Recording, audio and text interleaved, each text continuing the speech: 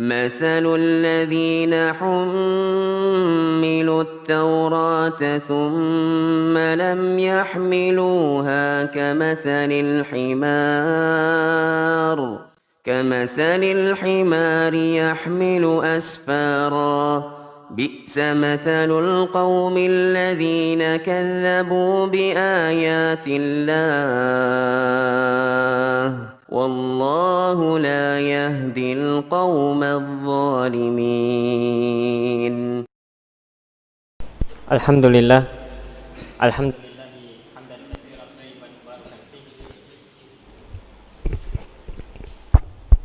mubarakan alaina kama yuhibbu rabbuna wa yarda. Ashhadu an la ilaha illallah wahdahu la syarikalah wa ashhadu anna Muhammadan abduhu wa rasuluhu sallallahu alaihi wa ala alihi wa ashabihi wa tabi'in wa tabi'it tabi'in wa man tabi'ahum bi ihsanin illa yaumiddin. Qala Allah tabaraka wa ta'ala fil Qur'anil Karim, ya ayyuhalladzina amanu taqullaha haqqa tuqatih wa la tamutunna illa wa antum muslimun, amma ba'd. Alhamdulillah, kita bersyukur kepada Allah tabaraka wa ta'ala. Di sore hari yang berbahagia ini kita dimudahkan oleh Allah tabaraka wa ta'ala. Kita diberikan kesempatan, diberikan nikmat iman, nikmat Islam, nikmat bertolabul ilmi syar'i. Dan ini semua merupakan taufik dan hidayah Allah tabaraka wa ta'ala, dan atas bantuannya kita dimudahkan oleh Allah tabaraka wa ta'ala. Baik, di sore hari yang berbahagia ini kita akan melanjutkan pembahasan kita yang berkaitan dengan tauhid yang diambil dari kitab Khudh Aqidatak minal Kitabi was Sunnah as-Sahihah. Ambillah akidahmu dari Al-Quran dan Sunnah yang sahih. Dan seorang muslim, seorang mukmin, ketika dia ingin meyakini sesuatu, ketika dia ingin mengambil akidahnya, mengambil keimanannya atau hal-hal gaib lainnya, maka hendaknya seorang mukmin, seorang muslim itu dia mengambil hal tersebut atau membangun hal tersebut, keyakinannya, akidahnya dibangun di atas Al-Quran dan Sunnah as-Sahihah, dibangun di atas Al-Quran dan Sunnah Rasulnya Sallallahu Alaihi Wasallam yang sahih, yang datangnya dari Rasulullah Sallallahu Alaihi Wasallam. Dengan demikian dia akan berjalan di atas jalan golongan yang selamat. Dengan demikian dia akan berjalan di atas jalan yang lurus. Dan ini merupakan prinsip yang mesti untuk difahami oleh setiap muslim, bahwa akidahnya diambil dari Al-Quran dan Sunnah Rasulullah Sallallahu Alaihi Wasallam. Tidak diambil dari mimpi, tidak diambil dari perasaannya, tidak diambil dari wangsit atau bisikan dan lain sebagainya. Bahkan akidahnya bukanlah diambil dari warisan leluhurnya, tidak. Akidahnya juga seorang muslim tidak diambil dari apa yang ia dapatkan dari orang-orang yang ada di sekelilingnya, tidak. Namun akidah, keyakinan, berbicara tentang Allah, berbicara tentang hari akhir, berbicara tentang alam ghaib, maka harus dibangun di atas Al-Quran dan Sunnah Rasulullah SAW yang sahihah. Baik, Fadilatul Syekh Muhammad Ibn Jamil Zainu membawakan sebuah poin di sini. Beliau rahimahullah tabaraka wa ta'ala kemudian mengatakan di dalam soalnya, limadza arsalallahu rusula, untuk apa Allah tabaraka wa ta'ala mengutus para rasulnya. Ini adalah pembahasan yang akan dibahas, dikaji oleh Fadilatul Syekh Muhammad bin Jamil Zainu. Kita perlu untuk mengetahui untuk apa Rasulullah SAW itu diutus, untuk apa Nabi kita Muhammad SAW diutus kepada kita. Maka dikatakan arsalahum lida'wati ila ibadatih. Allah tabaraka wa ta'ala mengutus mereka para rasul lida'wati ila ibadatih, yang tujuan Allah tabaraka wa ta'ala mengutus mereka adalah agar mereka mengajak manusia agar beribadah kepada Allah tabaraka wa ta'ala saja.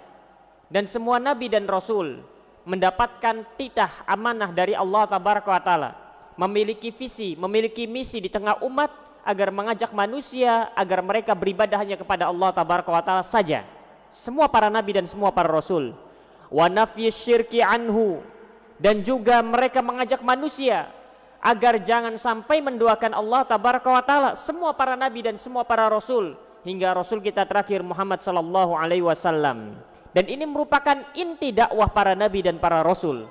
Dan kita perlu untuk mengetahui bahwa para nabi dan para rasul mereka mengajak manusia, mereka mengajak umat, mereka mengajak golongannya agar mereka semua beribadah kepada Allah dan agar mereka tidak terjatuh ke dalam kesyirikan, tidak menduakan Allah tabaraka wa taala. Sehingga di sini kalau seorang dai kemudian dia ingin, atau seorang dai dikatakan bahwa dia berjalan di atas jalannya Rasulullah SAW, manakala seorang dai itu kemudian dia berdakwah mengajak manusia sebagaimana yang disuruh oleh Rasulullah SAW, sebagaimana yang disuruh oleh para nabi dan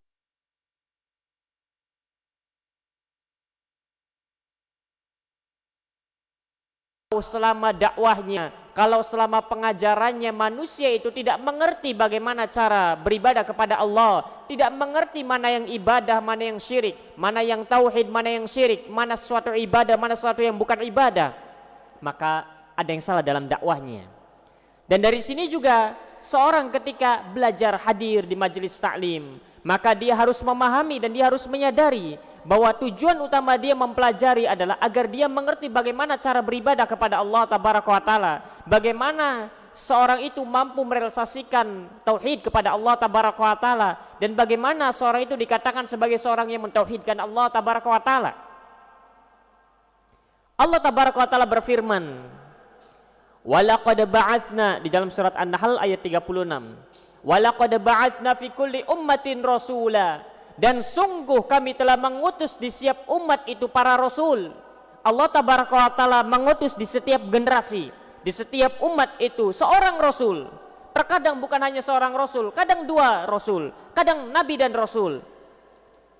Apa tujuannya? An ya'budullaha wajtanibut taghut, yang mana mereka menyerukan, yang mana mereka mendakwakan kepada umatnya, an ya'budullah, agar kiranya kalian hanya beribadah kepada Allah saja.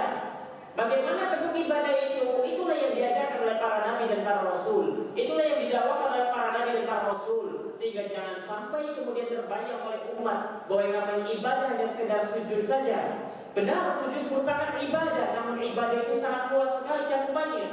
Sehingga jangan sampai seorang itu kemudian memalingkan ibadah ini kepada selain Allah. Sehingga perlu untuk memahami apa itu ibadah, bagaimana bentuk ibadah, bagaimana macam-macam ibadah, agar jangan sampai merasa bahwa apa yang dilakukannya sebenarnya itu adalah ibadah, kemudian dia arahkan kepada selain Allah dan dia tidak sadar bahwa itu sebenarnya ibadah. Seperti menyembelih.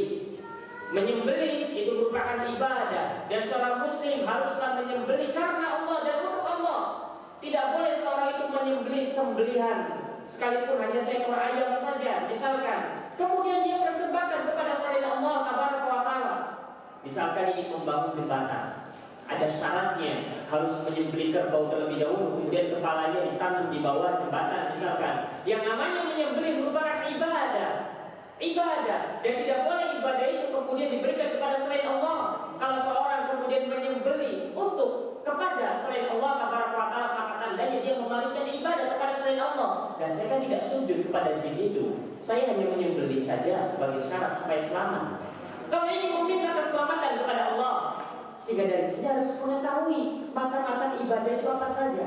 Jangan sampai kemudian seorang terjatuh ke dalam kesyirikan dan dia tidak tahu bahwa sebenarnya yang dia lakukan adalah kesyirikan karena tidak mengetahui tentang hakikat ibadah dan macam-macamnya. Karena yang tergambar di benak kita yang namanya ibadah hanya sujud saja. Tidak, ibadah bukan hanya sujud, namun banyak macam-macamnya. Dan ini tujuan para nabi dan para rasul yang diutus oleh Allah Taala kepada umat. Bahkan di dalam hadis yang sahih, dibawakan juga di dalam kitab Tauhid dan sebagainya. Ada dua orang yang ingin melewati sebuah perkampungan. Di gerbang perkampungan itu, kemudian dua orang ini dihalangi oleh penduduk kampung itu. Kemudian dikatakan, kamu kalau pengen lewat sini, kamu harus menyembelih terlebih dahulu untuk berhala. Karena di kampung itu ada berhala besar yang menjadi peribadahan sesembahan orang-orang kampung di sana. Kemudian ada dua orang yang ingin lewat ke kampung itu, tidak ada jalan lain kecuali harus lewat kampung itu. Kemudian ada syaratnya, kamu kalau pengen lewat sini, kamu harus menyembelih dulu Tuhan untuk berhala. Kalau tidak mau dibunuh. Cuma ada pilihannya, dua pilihannya. Kamu sesembelihan, kalau tidak mau dibunuh. Kemudian satu orang langsung mengatakan, tidak mau, aku tidak mau. Sembelihan ini termasuk ibadah, sehingga orang ini karena memahami hal ini maka dia tidak mau untuk menyembelih, tidak mau menyembelih untuk patung ini. Kemudian akhirnya langsung dibunuh. Kemudian kata Rasulullah SAW, orang ini masuk ke dalam surga.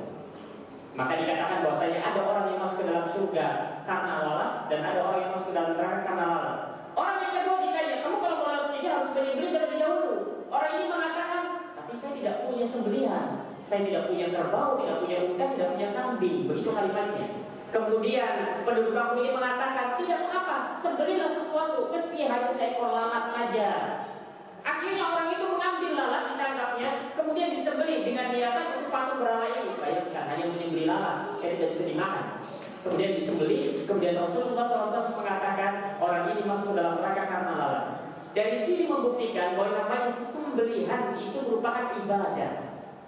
Meskipun hanya menyembelih lalat saja, jin mempersyaratkan misalkan kamu kalau pengen bangun jembatan harus nyembelih. Kalau tidak punya uang misalkan lalat saja tidak mengapa, nanti kepalanya dikubur di bawah jembatan misalkan. Tidak boleh. Dan ini merupakan termasuk jenis kemusyrikan atau kesyirikan. Sehingga bagaimana orang yang tidak tahu terjadi di sana perlu untuk diterangkan. Kalau dia menyadarinya segera bertobat. Kalau tidak tahu bagaimana, ya perlu belajar untuk mengetahui. Sehingga jangan sampai kemudian kita mati, kemudian berjumpa dengan Allah Taala dalam keadaan kita pernah terjatuh ke dalam kesyirikan. Dan ini merupakan ibadah, sehingga tidak boleh dipalingkan ibadah itu kepada selain Allah Taala, apalagi untuk jin dan lain sebagainya. Dan inilah tujuan dakwah para nabi dan rasul yang Allah Taala utus kepada umat untuk menerangkan agar ibadah itu hanya kepada Allah. Bukan maksudnya sujud kepada Allah, benar sujud kepada Allah merupakan ibadah. Namun ibadah banyak macamnya, bukan hanya sujud saja. Sehingga seorang itu harus memahami bahwa apa yang dilakukan itu merupakan ibadah. Wajtanibut taghut, dan mereka para nabi dan para rasul, mereka menerangkan kepada umat agar menjauhkan yang namanya taghut. Taghut itu apa? Syaitan yang mengajak untuk beribadah pada selain Allah, itu yang disebut dengan taghut. Kalau ada dukun mengajak misalkan memberikan persembahan-persembahan kepada selain Allah misalkan, dan kita tahu itu merupakan ibadah yang seharusnya diberikan hanya kepada Allah, maka dukun ini disebut taghut karena dia merupakan syaitan dari kalangan manusia yang mengajak manusia untuk beribadah kepada selain Allah Taala. Dan inilah tujuan para nabi dan para rasul. Sehingga dari sini kita perlu memahami macam-macam ibadah itu apa dan macam-macam kesyirikan itu apa. Bagaimana bentuk-bentuknya agar kita tidak terjatuh ke dalamnya. Wa qala sallallahu alaihi wa ala alihi wasallam, dan Rasulullah SAW bersabda di dalam hadis yang dikeluarkan oleh Imam Bukhari dan Muslim, wal anbiya'u ikhwah, para nabi itu bersaudara, wa dinuhum wahid, dan agama mereka itu satu. Agama para nabi dan para rasul itu satu, yaitu Islam. Hanya saja syariat mereka berbeda-beda. Syariat yang dibawa oleh para rasul berbeda-beda. Agama mereka, inti mereka satu, yaitu Islam. Apa itu Islam? Agar manusia beribadah hanya kepada Allah Taala saja dan tidak menyekutukannya. Itu Islam. Dan itulah hakikat Islam. Agar kita beribadah hanya kepada Allah, agar kita kemudian tidak menyekutukan Allah. Dan itulah tujuan diutusnya para nabi dan para rasul. Dan itu merupakan inti agama daripada para nabi dan para rasul. Meskipun syariat mereka berbeda-beda. Syariat Nabi Muhammad berbeda dengan syariat Nabi Isa. Syariat Nabi Muhammad berbeda dengan syariat Nabi Allah Ibrahim, Musa. Tapi tujuan mereka satu, agar manusia beribadah hanya kepada Allah, agar mereka manusia kemudian tidak menyekutukan Allah Taala dengan sesuatu apapun. Baik, inilah dengan demikian kita mengetahui untuk apa Allah Taala mengutus para nabi dan para rasul. Sehingga itulah tujuannya. Sehingga sangat penting di sini. Kita tidak mungkin mengerti bagaimana cara beribadah kepada Allah kecuali dengan melalui para Rasulullah SAW, melalui para nabi dan para rasul yang kemudian mereka mengajarkan kepada kita bagaimana caranya mentauhidkan Allah, bagaimana caranya agar Allah Taala tidak diduakan. Sehingga fungsinya sangat besar sekali Allah Taala mengutus para nabi dan para rasul ini. Sehingga tidak bisa beragama kemudian hanya mencukupkan dengan Al-Quran saja. Tidak perlulah Rasul misalnya, tidak perlulah sunnah, tidak bisa. Karena Rasulullah SAW itulah yang akan menerangkan kepada kita, menjelaskan kepada kita tentang makna-makna Al-Quran ini. Baik. Kemudian berikutnya disebutkan oleh Fadilah Syekh Muhammad Jamil Zainu mengatakan, "Ma hiya faidatut tauhid?" Apa faedah dari tauhid? Apa maksudnya? Apa keutamaan orang yang bertauhid? Keutamaan orang yang bertauhid itu apa? Orang yang dia mentauhidkan Allah, beribadah hanya kepada Allah, berharap hanya kepada Allah, bertawakal hanya kepada Allah, mengharapnya hanya kepada Allah, tidak menyekutukan Allah.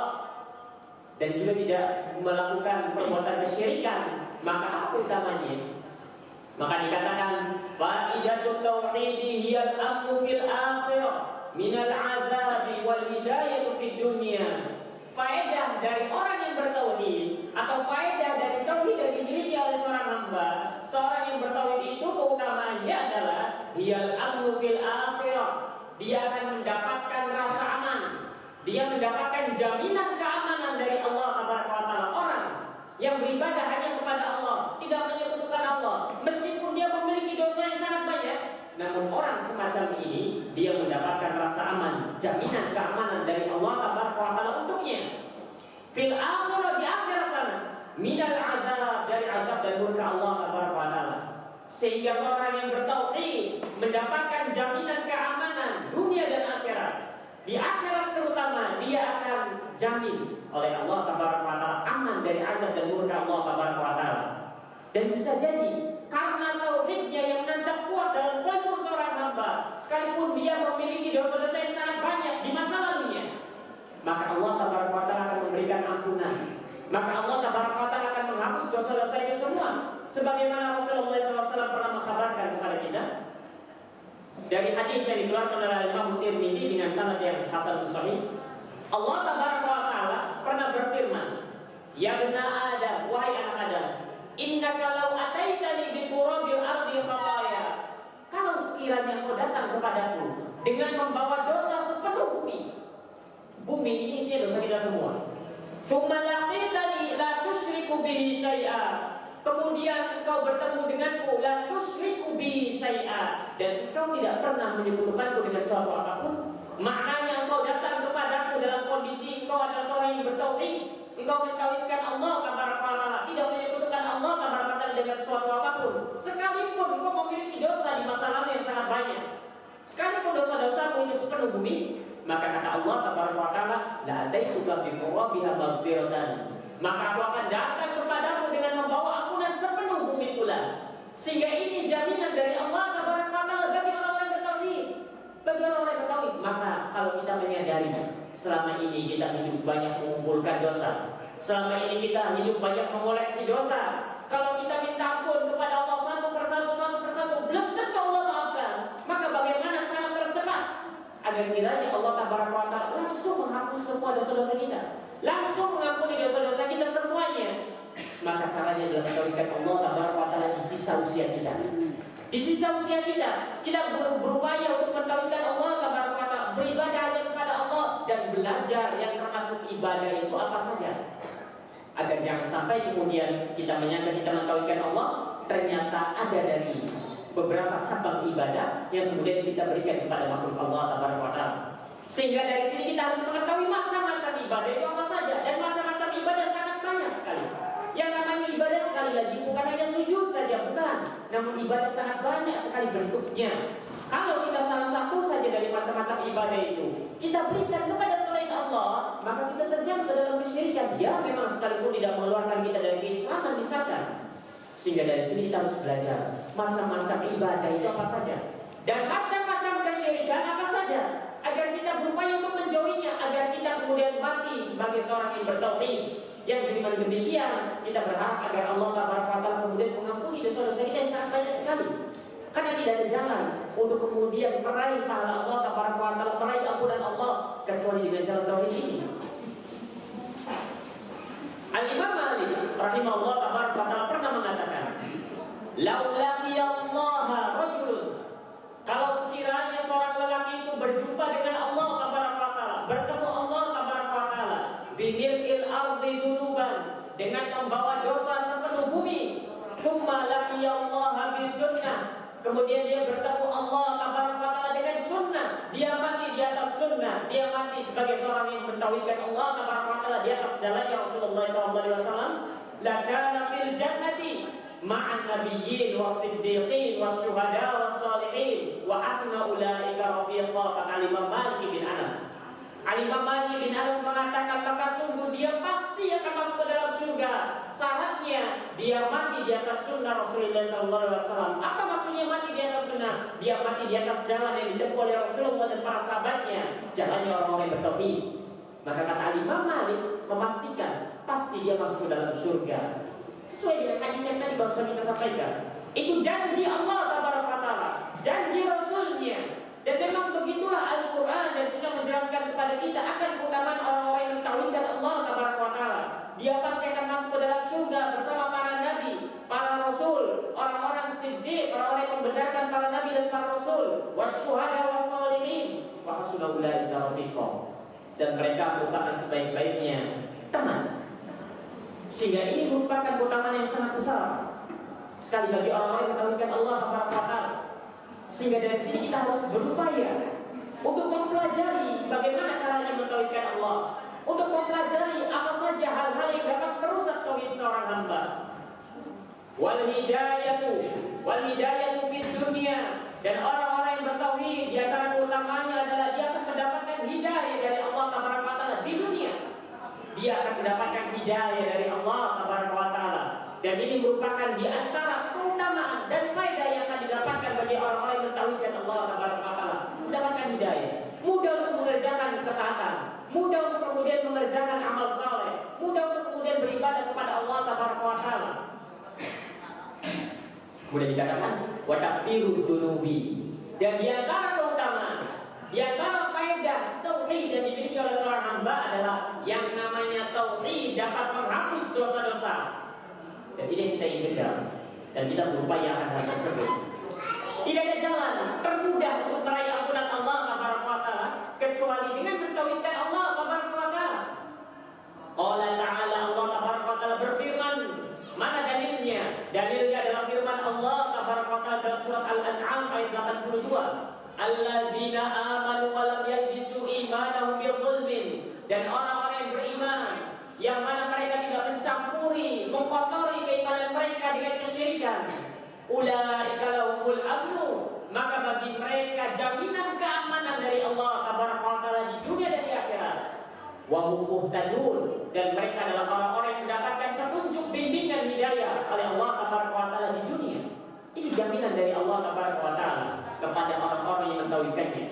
Wa qala sallallahu alaihi wa ala alihi wasallam, dan Rasulullah sallallahu alaihi wasallam bersabda, hadis muttafaqun alaih, haqqul ibadi 'ala Allah alla yu'adziba man la yusyriku bihi syai'a. Hak hamba atas Allah, seorang hamba berhak ketika dia mentauhidkan Allah Taala, alla yu'adziba man la yusyriku bihi syai'a, agar Allah Taala tidak mengadabnya, tidak menghukumnya, manakala seorang hamba ini tidak menyekutukan Allah Taala dengan sesuatu apapun.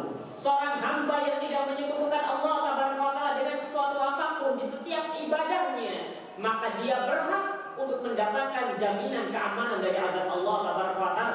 Dan Rasulullah SAW sendiri yang menyampaikannya. Sehingga ini yang harus kita kejar di sisa usia kita ini, agar jangan sampai kemudian ibadah kita ini terkotori, teracuni dengan yang namanya bentuk kesyirikan.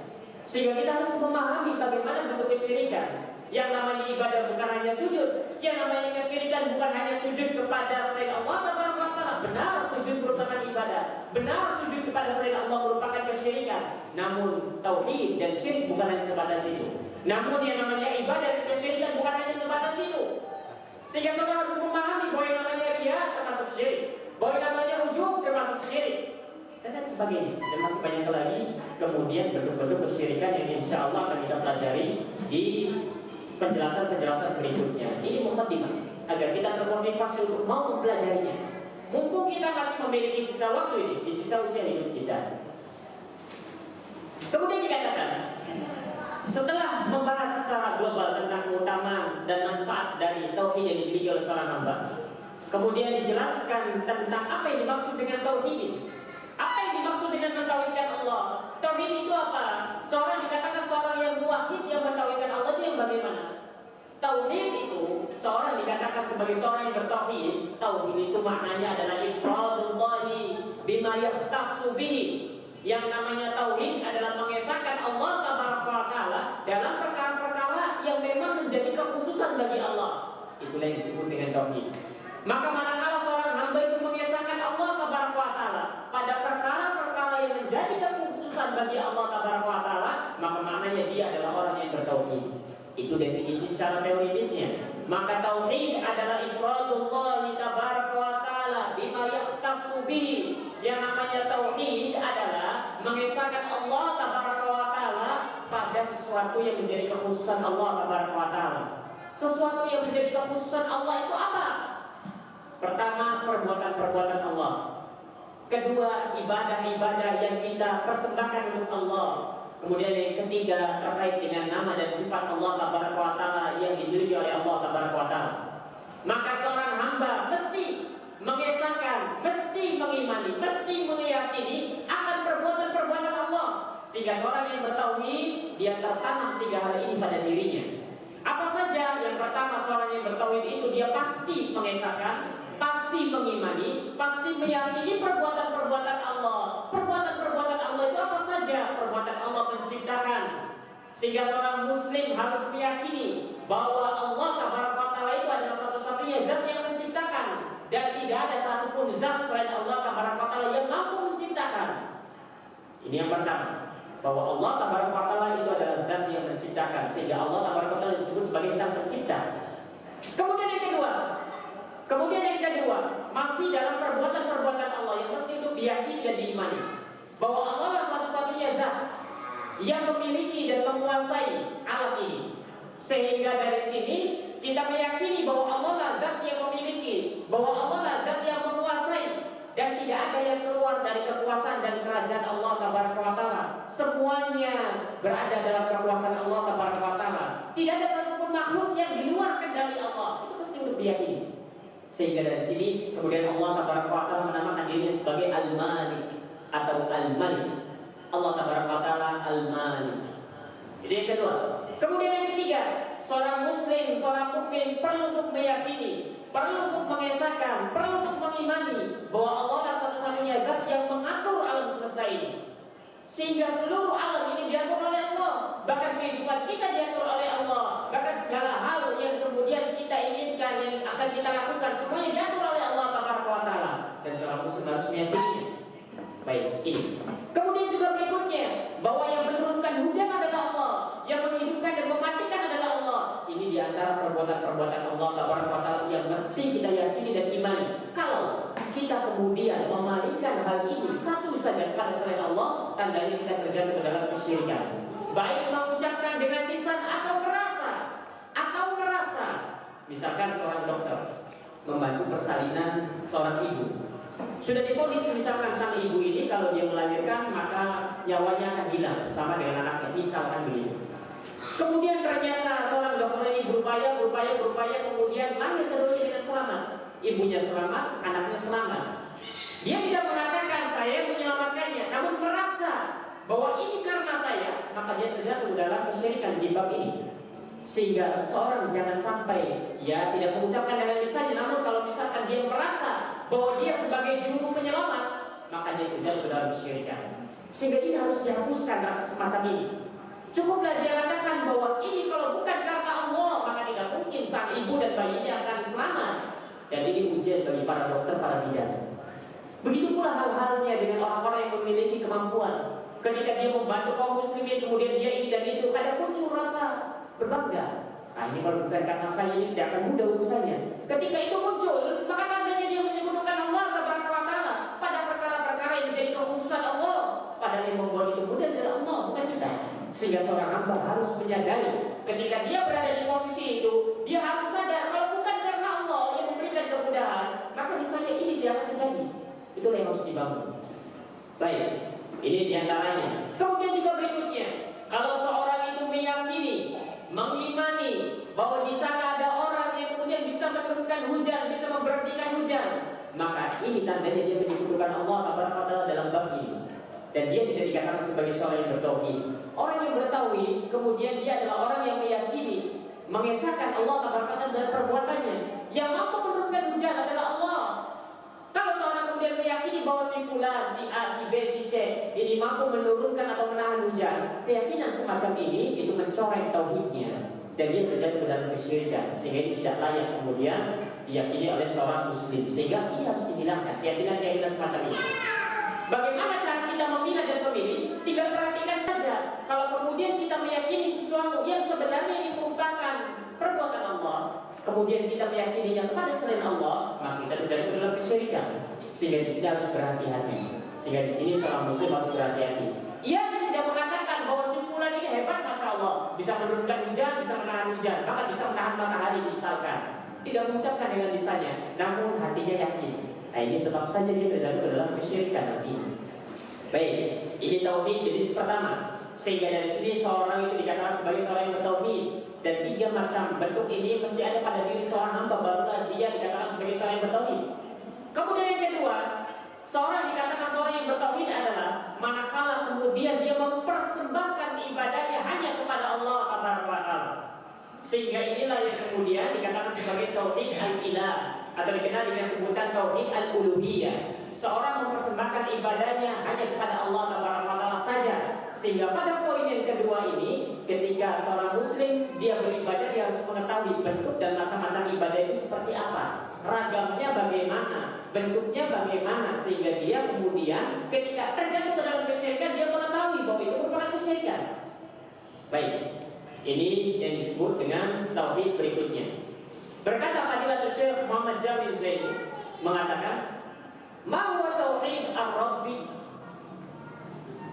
Syekh Muhammad Jamil Zaini menggunakan istilah yang pertama yang dibahas adalah tauhid ar-rabb, tauhidur rabbi, tauhid ar-rabb. Itu istilah yang dipakai oleh Fadilatul Syekh Muhammad Jamil Zaini. Tauhid ar-rabb. Apa yang dimaksud dengan tauhid ar-rabb? Begitu istilahnya. Tauhidu bi af'ali kal khalqi wa tadbir wa ghairihima. Tauhid ar-rabb itu adalah mengesahkan Allah Taala, mengtauhidkan Allah Taala dalam perbuatan-perbuatannya yang biasa disebut dengan tauhid ar-rububiyah. Disebut oleh Fadilatul Syekh di sini dengan istilah tauhidur rabbi, tauhid ar-rabbi, yaitu mengesahkan Allah Taala dalam perbuatan-perbuatannya. Kal khalqi wa tadbir, seperti mencipta dan mengatur alam semesta ini. Wa ghairihima, dan yang lainnya. Qala Allah Ta'ala, Allah Ta'ala berfirman, mana dalilnya? Dalilnya adalah firman Allah dalam surat Al-Fatihah ayat 2. Allah berfirman, Alhamdulillahirabbil alamin. Segala puji hanya bagi Allah Ta'ala, Rabb semesta alam, Rabb semesta alam. Sekarang sisi pendalilannya mana? Bahwa di sana menunjukkan bahwa adanya tauhid ar-rububiyah. Maka jawabannya kalimat Alhamdulillahirabbil alamin yang artinya adalah segala puji hanya bagi Allah Ta'ala, hanya milik Allah Ta'ala, Rabb semesta alam. Ini ada isyarat dari Allah Ta'ala agar kemudian kita bersyukur kepada Allah Ta'ala dengan cara mengucapkan Alhamdulillah ini.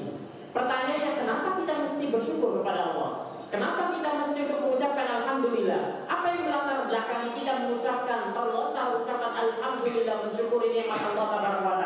Maka jawabannya karena Allah lah yang memberikan kepada kita nikmat, karena Allah lah yang memberikan kepada kita rezeki, karena Allah lah yang menghidupkan kita, karena Allah lah yang memberikan ini dan itunya dan semuanya.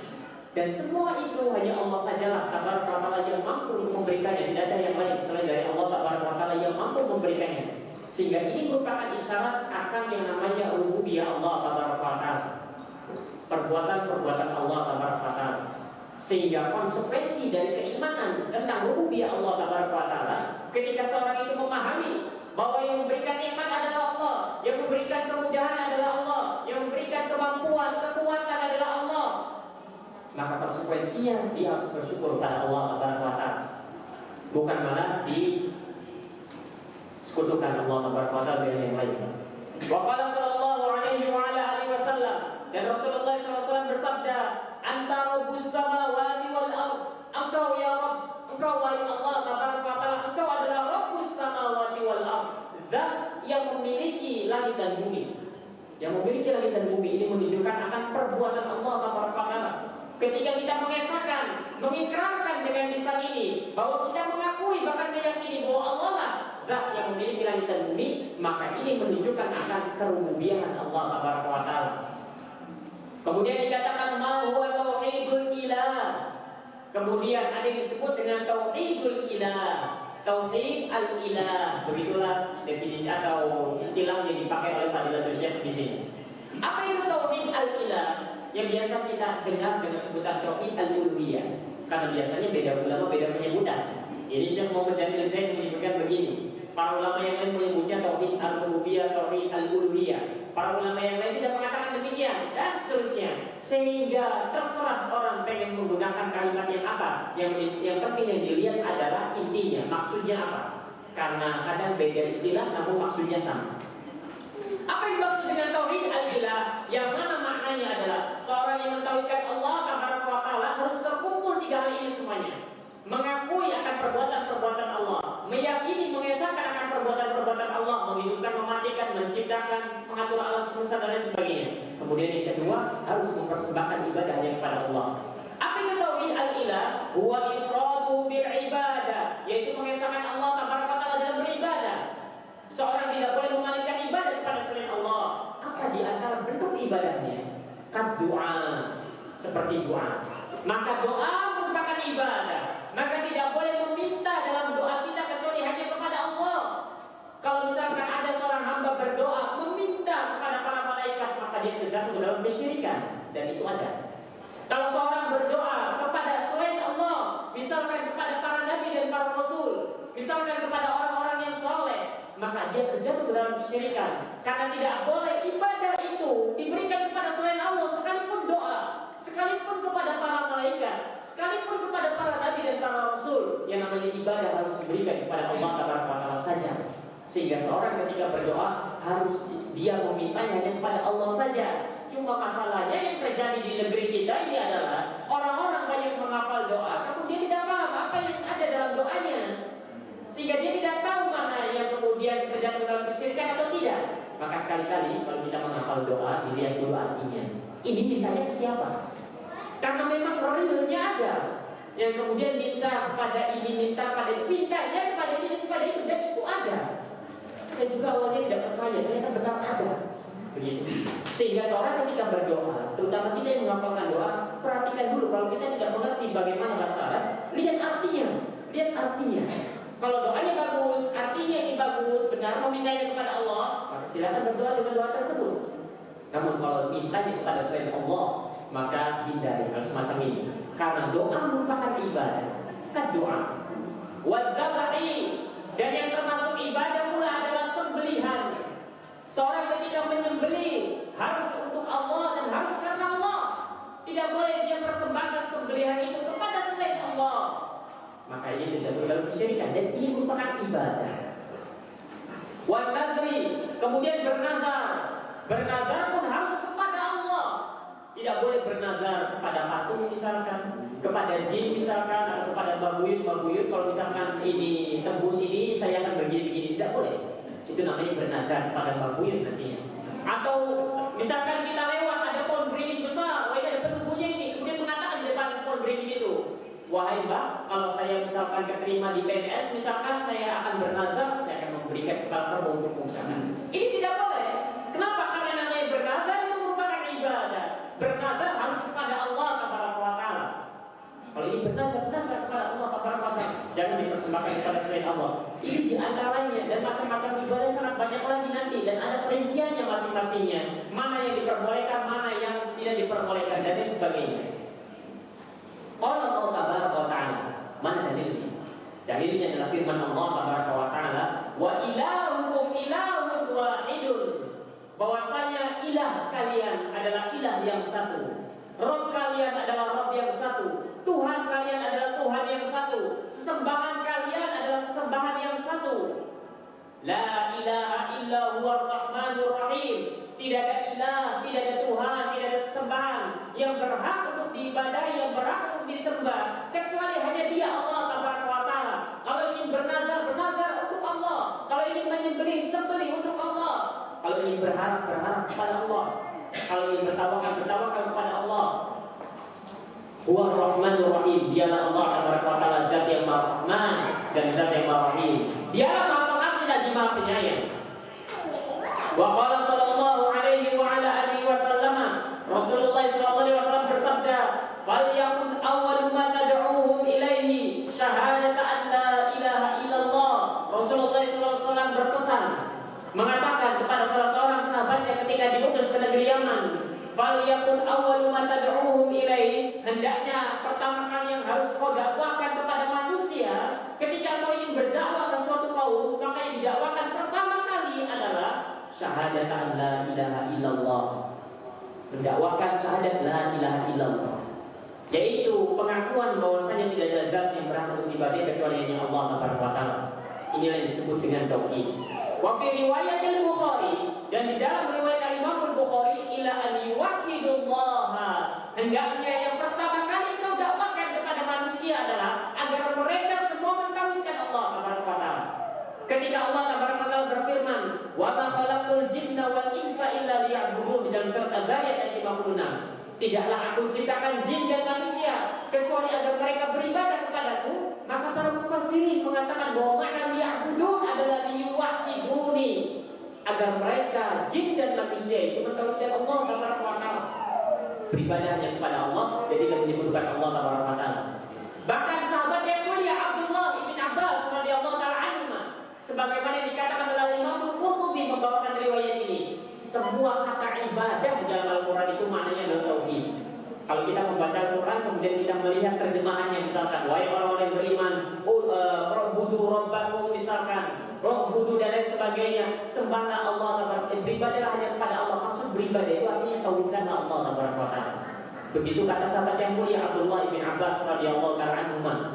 Sehingga maksud beribadahlah kalian kepada Allah, maksudnya adalah mentauhidkan Allah. Begitulah yang dimaksud. Semua kata ibadah di dalam Al-Quran itu maknanya mentauhidkan Allah Taala. Agar ibadah yang kita kerjakan untuk Allah dan agar ibadah yang kita kerjakan tidak dibalikkan kepada selain Allah. Itulah makna ibadah yang terdapat di dalam semua ayat Al-Quran Karim. Kemudian yang terakhir tentang tauhid ini dikatakan, ma huwa tauhidu sifatillahi wa asma'ihi. Kemudian apa yang dimaksud dengan tauhid sifat Allah dan nama-namanya? Apa maksud dari tauhid sifat Allah dan nama-namanya? Sehingga seorang itu dikatakan sebagai seorang yang bertauhid. Karena seorang yang bertauhid, tiga hal ini harus ada pada dirinya.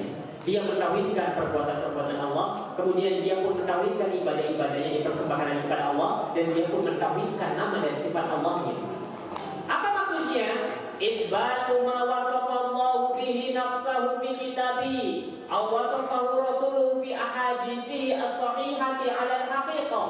Maksud dari tauhid sifat Allah dan nama-namanya adalah seseorang menetapkan untuk Allah Taala sifat, atau seorang menetapkan apa yang Allah Taala sifatkan untuk dirinya sendiri, dan apa yang ditetapkan oleh Rasulullah SAW di dalam hadis-hadisnya yang sahih secara hakikat. Apa maksudnya? Di dalam Al-Quran dan Sunnah Rasulullah SAW, kadang kita mendapatkan nama dan sifat Allah Taala, Asmaul Husna. Kadang kita mendapatkan sifat-sifat Allah Taala, bahwa Allah begini, Allah begitu. Maka seorang yang dikatakan bertauhid, manakala dia tetapkan itu, dia tetapkan bahwa Allah itu di antara namanya adalah Ar-Rahman. Dia tetapkan bahwa Allah itu adalah Zat yang Maha Pengasih lagi Maha Penyayang. Dia tetapkan bahwa Allah Taala adalah As-Sami', bahwa Allah adalah yang Maha mendengar. Dengan tidak menolaknya, bila takwilin, dengan tidak menafsirkannya kepada makna yang lain. Oh, maksud dari Maha mendengar itu maksudnya Allah adalah begini, misalkan. Tidak, dia biarkan, dia tetapkan dan dia terima sebagaimana adanya. Wala tafwid wala tamthil wala ta'til. Dia tidak menyerupakannya dengan makhluk Allah Taala. Oh, maksud Allah mendengar, kita pun mendengar. Berarti cara Allah mendengar dengan cara kita mendengar sama? Tidak. Cukup kita meyakini bahwa Allah Taala mendengar, mendengar yang sesuai dengan kemuliaannya dan keagungannya, dan mendengarnya kita berbeda dengan mendengarnya Allah. Allah mampu mendengar semuanya dan tidak ada rasa berat bagi Allah mendengar. Adapun kita terbatas hanya di dalam ruangan ini saja. Dan mendengarnya kita berbeda dengan mendengarnya Allah. Mendengarnya Allah sempurna dan sesuai dengan kemuliaannya, sekalipun namanya sama mendengar. Kalistiwa wal nuzul wal yad wa ghairiha. Seperti contohnya istiwa, bahwa Allah Taala tinggi di atas arsy-Nya, bahwa Allah Taala turun ke langit dunia, bahwa Allah Taala memiliki yad, memiliki tangan, wa ghairiha, dan yang selainnya. Kalau memang itu datangnya dari Allah dalam Al-Quran dan datang dari hadis yang sahih, maka cukup bagi kita imani, titik, tanpa mengkajinya terlalu mendalam, tanpa menerka-nerka maksudnya. Mimma yaliqu bikamalihi, kita cukupkan sebagaimana yang datang dari Al-Quran dan Sunnah. Tidak kemudian mengkaji di luar keilmuan kita, kecuali kalau memang itu dikaji di kalangan para ulama, selesai dari sebatas itu saja. Mimma yaliqu bikamalihi, yang sesuai dengan kesempurnaannya. Allah beri beristiwa di atas arsy. Allah tabaraka wa taala maha tinggi di atas arsy. Allah tabaraka wa taala turun. Biarkan begitu saja. Qala ta'ala, Allah tabaraka wa taala berfirman, laisa kamitslihi syai'. Tidak ada yang serupa dengan Allah tabaraka wa taala, sekalipun namanya sama. Sekalipun nama sama tapi hakikat berbeda. Wa huwas sami'ul basir. Dialah Allah tabaraka wa taala yang maha mendengar lagi maha melihat. Sekalipun namanya sama, mendengar melihat, namun hakikatnya beda. Sehingga tugas kita hanya mengimani bahwa Allah mendengar dan Allah melihat. Pendengaran dan penglihatan Allah sempurna, bahkan sempurna sekali. Berbeda dengan pendengaran dan penglihatan kita.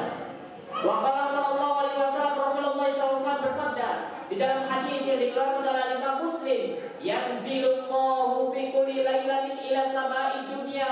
Allah tabaraka wa taala turun di sepertiga malam terakhir ke langit dunia. Allah tabaraka wa taala turun ke langit dunia setiap sepertiga malam terakhir. Yanzilu nuzulan yaliqu bi jalali. Allah turun sesuai dengan kemuliaan dan keagungannya. La yusbihu ahadan min makhluqati. Tidak serupa dengan seorang pun dari makhluknya, sekalipun namanya sama. Kita cukup mengimani saja bahwa di waktu tersebut Allah turun, namun jangan membayangkan turunnya seperti turunnya kita. Kemudian yang terakhir, ada dua pertanyaan lagi yang dibahas di sini oleh Fadilatul Syekh, yang dibahas secara cepat di sini. Kemudian Syekh mengatakan, Aina Allah. Syekh bertanya, di mana Allah tabaraka wa taala? Maka dikatakan Allah. Dan ini pertanyaan biasa sering terjadi di tengah masyarakat. Kadang kita ditanya, di mana Allah tabaraka wa taala dan sebagainya. Kadang orang ada yang mengatakan Allah berada di dalam lubuk hati kita, Allah ada di dalam ini kita, Allah ada di itu kita, Allah ada di ini dan itu seterusnya. Dan pertanyaan ini wajar muncul di tengah-tengah masyarakat, dan bahkan Rasulullah SAW pun bertanya tentang hal ini. Aina Allah, di mana Allah? Maka dikatakan jawabannya adalah, kalau ditanya di mana Allah, Allahu fawqal 'arsy 'alas sama. Allah di atas arsy, di atas langit. Itulah jawabannya. Di mana Allah? Allah di atas arsy, di atas langit. Qala ta'ala, mana dalilnya? Allah tabaraka wa taala berfirman, Ar-Rahmanu 'alal 'arsy istawa. Allah yang Maha Rahman berada beristiwa di atas arsy-Nya. Maha tinggi Allah di atas arsy-Nya, dan Allah berpisah dengan arsy-Nya. Allah Maha tinggi di atas arsy-Nya, di atas langit. Kemudian juga Rasulullah SAW bersabda dalam hadis diriwayatkan oleh Imam Bukhari dan Muslim, Innallaha kataba kitaban. Allah menulis kitab, fahuwa indahu fawqal 'arsy. Dan Allah meletakkan kitabnya tersebut di sisinya, dan dia berada di atas arsy. Dan ini menunjukkan kalau kita ditanya di mana Allah, maka Allah tabaraka wa taala di atas arsy, di atas langit.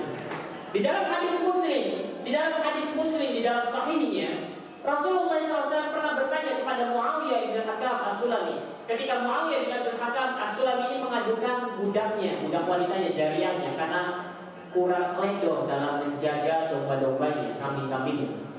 Kemudian didatangkanlah wanita ini, budak wanita ini yang menjaga kambing-kambingnya, yang ditangkap serigala. Kemudian Muawiyah bin Hakam As-Sulami ini kemudian memukul, menampar sang budak ini. Kemudian Rasulullah bertanya kepada jariyahnya, kepada budak wanitanya Muawiyah ibn Hakam As-Sulami, Aina Allah? Di mana Allah? Itu pertanyaan dari Rasulullah langsung. Itu pertanyaan yang nanya Rasulullah SAW langsung. Kemudian Al-Imam Dzahabi memberikan faedah kepada kita, disyariatkannya untuk bertanya di mana Allah. Pertanyaan di mana Allah bukan sesuatu yang terlarang, karena Rasulullah SAW yang bertanya mencontohkan di mana Allah.